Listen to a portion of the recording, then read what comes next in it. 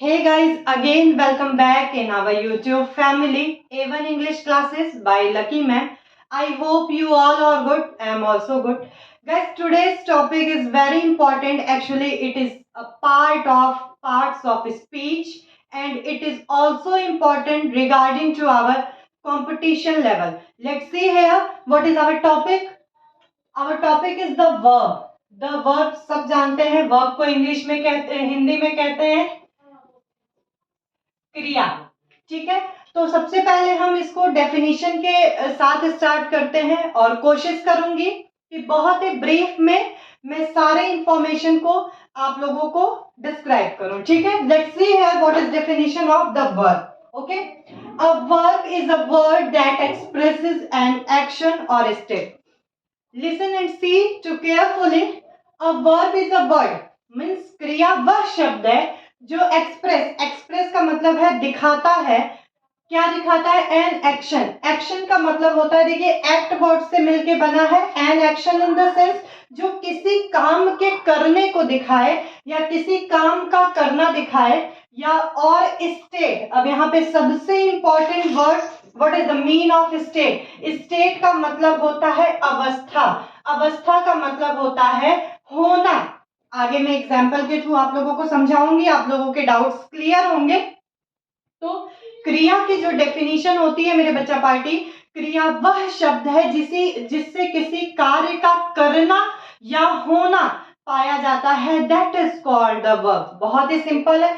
जो भी काम हम करते हैं, just like reading, sleeping, eating, weeping, crying, bathing, means A to Z जो भी काम अगर हम सी, जैसे आप हमारी वीडियो देख रहे हैं, that is also a type of verb. That is called a verb. Okay, मैं पढ़ा रही हूँ, टीचिंग, ये भी एक तरीके का वर्ब है. ठीक है, ये एक हम वर्क कर रहे हैं. अब आ जाते हैं, थोड़ी सी स्पेस कम होने की वजह से मैंने काइंड्स ऑफ वर्ब हेडिंग नहीं डाला है, but it is called kinds of verb, main verb, auxiliary verb. Okay, let's see here. there is two types of verb, main verb, auxiliary verb.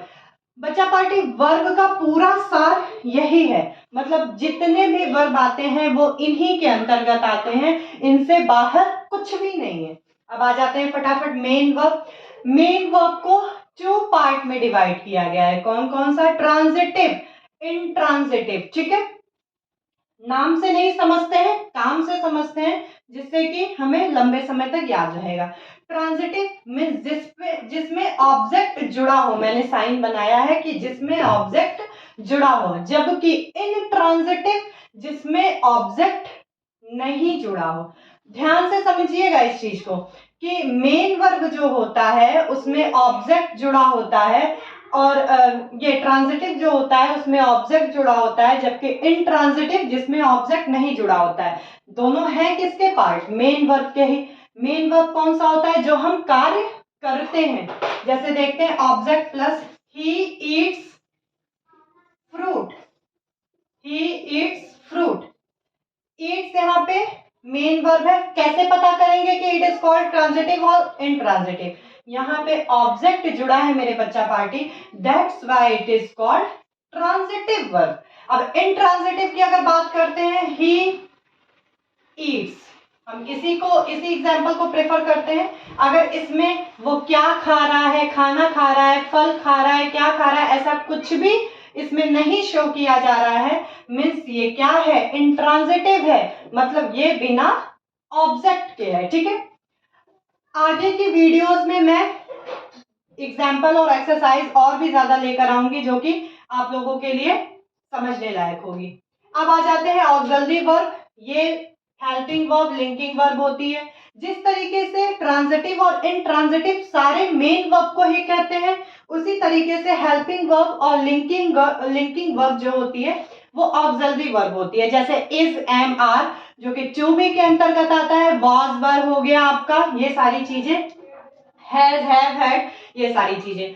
अब हम इसमें ये समझते हैं कि कैसे हम ये डिस्क्राइब करेंगे या डिफाइन करेंगे या समझेंगे कि which type of verb is called helping verb and which type of verb is called linking verb. तो हेल्पिंग वर्ब जो मेरे बच्चा पार्टी, वो हमेशा मेन वर्ब के साथ लगती है. Let's see here, he is going to he is going to Delhi. ठीक है, यहाँ पे जो बेटा हमारी जो ऑक्सिलरी वर्ब है इज है, वो किसके साथ लगी है? मेन वर्ब के साथ लगी है। That is called here helping verb. I hope आप लोगों के डाउट्स क्लियर हो रहे होंगे। अब लिंकिंग वर्ब के बारे में थोड़ा सा जानकारी ले लेते हैं, क्योंकि वीडियो बहुत ज्यादा लंबी नहीं करूंगी। लिंकिंग वर्ब जो होता है बेटा, ये एक तरीके के ऐसे वर्ब को कहते हैं जिनके बिना प्रेडिकेशन इनकम्प्लीट माना जाता है। क्या माना जाता है? इनकम्प्लीट माना जाता है। जैसे I am a teacher, I am a teacher. ध्यान से समझिएगा, इसमें मेन वर्ब का कोई रोल नहीं है, जबकि हेल्पिंग वर्ब है वही चीज, इज, एम, आर, वॉज, वर, यही सब एक जगह हेल्पिंग वर्ब के रूप में यूज होती हैं, दूसरी जगह लिंकिंग वर्ब के रूप में यूज होती हैं। लेकिन जब मेन वर्ब के साथ यूज होती हैं तब वो हेल्पिंग वर्ब कही जाती हैं। और जबकि अगर उसके बिना वाक्य अधूरा होता है, मीन्स उसमें मेन वर्ब का कोई भी रोल नहीं होता है, वहां पे वो क्या कही जाती है? लिंकिंग वर्ब कही जाती है। जैसे I am a teacher, you are a student. यहाँ पे बेटा आप लोग देख रहे होंगे कि मेन वर्ब का कोई रोल नहीं है, फिर भी एक सेंटेंस तैयार हो रहा है। और अगर हम एम या आर को हटा देंगे, there is no meaning of this type of sentences. That's why it is used here as linking verb and called linking verb. समझ में आ गया आप लोगों को इतना? तो सब मिला के वर्ब हमारे वही होते हैं, दो टाइप्स के, मेन वर्ब, ऑक्सिलरी वर्ब। इस वीडियो का बस सार इतना था कि हम समझेंगे कि किस रूप में मेन वर्ब को हम ट्रांजिटिव कहेंगे, किस रूप में हम इंट्रांजिटिव कहेंगे। वही चीज यहाँ पे भी, कि किस रूप में हम ऑक्सिलरी वर्ब को लिंकिंग वर्ब कहेंगे, किस रूप में हेल्पिंग वर्ब कहेंगे। आई होप ये वीडियो आप लोगों को पसंद आई होगी। वीडियो पसंद आए तो लाइक कीजिए, शेयर कीजिए, सब्सक्राइब कीजिए। और नेक्स्ट वीडियो में मैं इनसे रिलेटेड एक्सरसाइज आप लोगों के लिए कंपटीशन लेवल के लिए और समझने के लिए लेकर आऊंगी। तब तक के लिए अपना ध्यान रखिए, अपने बड़ों का ध्यान रखिए और वीडियो को लाइक करना मत भूलिएगा। Thank you so much.